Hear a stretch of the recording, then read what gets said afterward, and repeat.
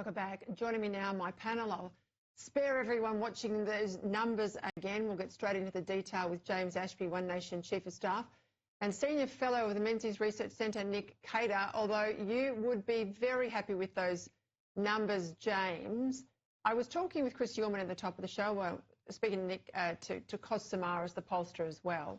I mean, clearly, I think one of the things in the past that's held the party back is a lack of professionalism in candidate choices. Now, clearly, you can't be surging into 26 on primary now without a really boosted back end. What's been the key, do you think, to your success? Other than, yes, Pauline's on message and you picked up Barnaby Joyce, but the back of the operations clearly got differences.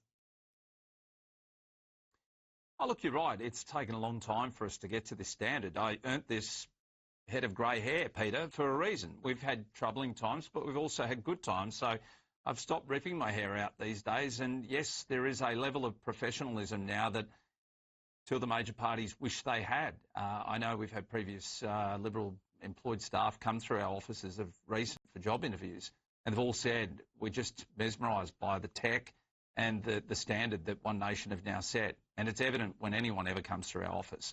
So you're right to suggest that we had to lift that professionalism. And I think for anyone who wants to underestimate us ahead of this 2028 election, you're in for a big surprise.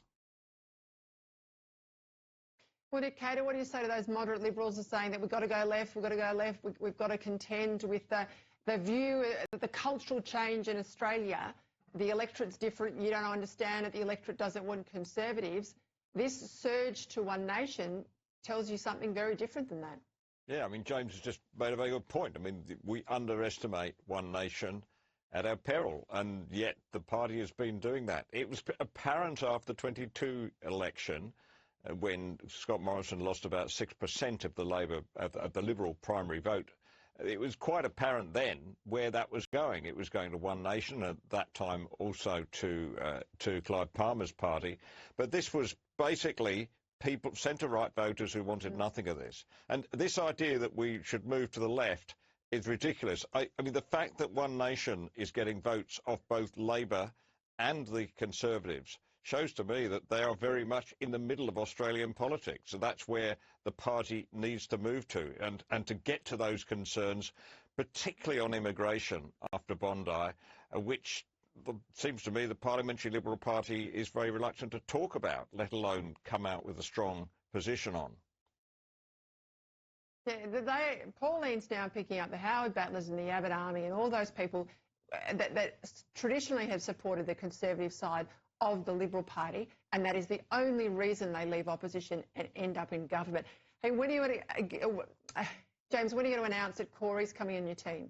Because you've got the March South Australian election. Clearly that's imminent. One more sleep, Peter. All secrets will be revealed tomorrow.